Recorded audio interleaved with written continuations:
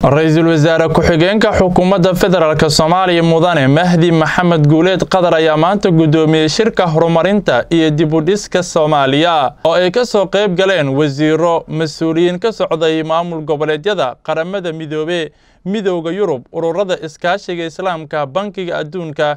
iyo bankiga horumarinta Afrika kulanka ayaa looga hadlayay u diyaar garowga shirka bahwadaagta Soomaaliyeed arrimaha din cafinta iyo qorshaha dib u dhiska iyo horumarinta dhaqaalaha dalka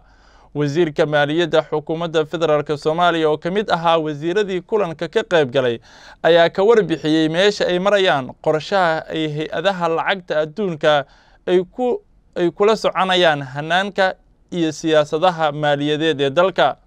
tubta horumarinta dhaqaalaha oo kamid ah afarta tubadood ee qaranka ayaa halbeegooda ugu waaweyn waxa kamid ahaa ka guulgaaridda cafinta deymaha lagu leeyahay Soomaaliya arintaasi oo horseedaysa inuu si caadi ah ku soo laabto xiriirka ka dhaxeeya hay'adaha lacagta ee heer caalami Mustafa Cabdi Gaaw Mustafa Karaama TV ga Galmudug magaalada Muqdisho